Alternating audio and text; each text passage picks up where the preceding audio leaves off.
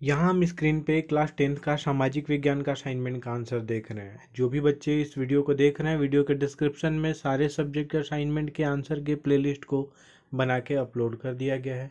Important questions बहुत जल्द आने वाले हैं 2022 एग्जाम के लिए। चैनल को जरूर सब्सक्राइब करिएगा। डिस्क्रिप्शन में टेलीग्राम चैनल का लिंक है, आप जरूर से एक बार देखिएगा।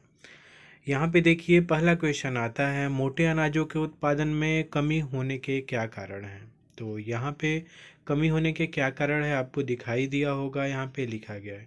पहला क्या कि 1951 के बाद गेहूं, चावल जैसे खाद्यान्नों के उत्पादन में जहाँ वृद्धि दर्ज की गई है, वहीं मोटे अनाजों के उत्पादन में कमी आई है। इसके प्रमुख कारण निम्नलिखित हैं। पहला दिया इसमें, चावल व गेहूँ प्रमुख खाद्यान्न फसलें हैं, अतः इसके उत्पादन पर अधिक जोर दिया गया।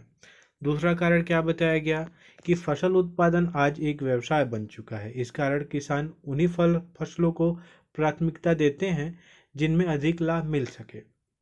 इसके बाद है, बढ़ती जनसंख्या की खाद्यान्न आवश्यकताओं की पूर्ति हेतु सरकार ने भी हरित क्रांति के लिए गेहूं और चावल के उत्पादन पर अधिक जोर दिया। मोटे अनाज गरीब लोग उपयोग करते हैं, तब बाजार में उनका उचित मूल्य प्राप्त नहीं होता और इन्हें उत्पादित करने वालों को लाभ नहीं होता।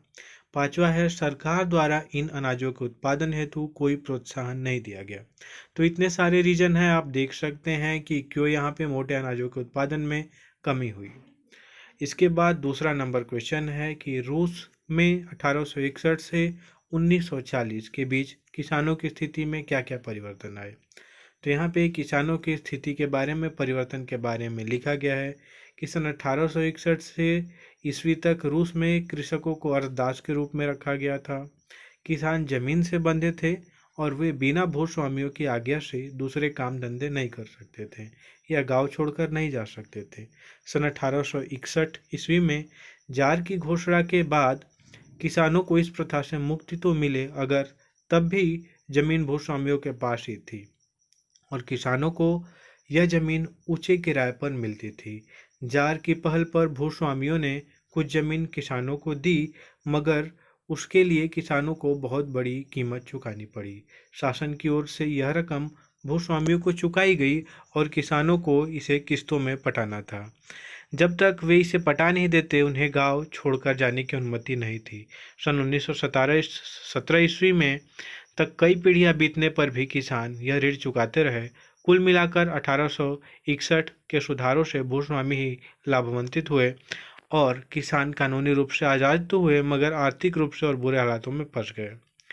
यहाँ पे कई किसान उद्योगों में मजदूरी करने शहरों में चले गए और कई किसान जार की सेना में भर्ती हो गए। अक्टूबर क्रांति के बाद लेनिन ने जमीन संबंधी ऐलान किया, जिसमें भूस्वामियों की जमीन का राष्ट्रीयकरण और किसानों को जमीन वितरण का ऐलान किया गया। हर गांव के गरीब किसानों की समितियों को वहां के भूस्वामियों की जमीन को आपस में बांटने का अधिकार दिया गया। 1917 के बाद भूस्वामियों की जमीन किसानों के बीच वितरित होने से अधिकांश कृषक मध्यम दर्जे के किसान बन गए और कुछ बड़े किसान भी थे, लेकिन खेती के तरीके अभी भी पारंपरिक थे और उत्पादन कम था। इस बात को देखते हुए स्टालिन ने कृषि क्षेत्र में भारी बदलाव लाने की पहल की। इसके तहत किसानों को कहा गया कि वे अपने अपने खेतों को मिलाकर विशाल सामूहिक फॉर्म बनाएं, ताकि बड़े पैमाने में खेती की जा सके और खेती में मशीनों व अन्य आधुनिक तरीकों का उपयोग किया जा सके। छोटे व मध्यम किसान इसके लिए तैयार हुए, मगर ज़्यादातर बड़े किसान और मध्यम किसानों ने इसका विरोध किया। विरोध करने वालों पर जोर जबरदस्ती की गई और वे लाखों की संख्या में गिरफ्तार किए गए, काला पानी भेजे गए या मार डाले गए। इसके बाद क्वेश्चन आता है, ऋण की सुविधा एक और हमारी आय बढ़ाने में सहायक होती है, वही दूसरी ओर कर्ज के जाल में फंसा देती है। कैसे? आसपास के उदाहरण से समझाइए। तो यहाँ पे हम आंसर देखेंगे कि ऋण अगर औपचारिक क्षेत्र से लिया गया हो तो हमारी आय बढ़ाने में सहायता करता है। उदाहरण के लिए, हमारे पड़ोसी श्याम ने किराने की दुकान खोलने के लिए बैंक से इतने रुपए ऋण लिया। इसके बदले में उसने अपना घर ऋणाधार के रूप में बैंक के पास बंधक बनाया।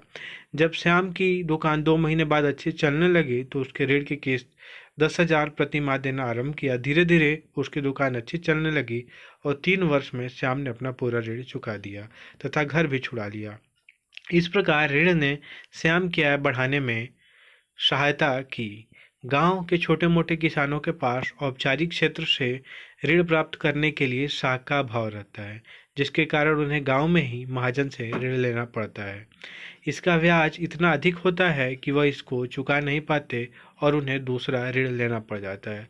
इस प्रकार गरीब लोग एक बार कर्ज के जाल में फंसते हैं तो उन्हें निकालना मुश्किल हो जाता है। यहाँ पे देख सकते हैं बहुत अच्छे तरीके से हर एक आंसर को एक्सप्लेन भी किया जा रहा है, तो आप इजीली इन आंसर्स को किया करिए और कहीं पे भी अगर प्रॉब्लम आती है तो फिर आप बताइए यहाँ पे। तो अब हम चलते हैं यहाँ पे चौथे क्वेश्चन पे कि मुद्रा किसे कहते हैं। मुद्रा के लिए मापन का आधार होना क्यों जरूरी है। तो यहाँ पे देखिए मुद्रा के बारे में बताया गया है बहुत अच्छे तरीके से कि मुद्रा कहते किसको हैं। तो यहाँ पे मुद्रा पैसे या धन के उस रूप को कहते हैं जिससे दैनिक जीवन में क्रय और विक्रय होती है।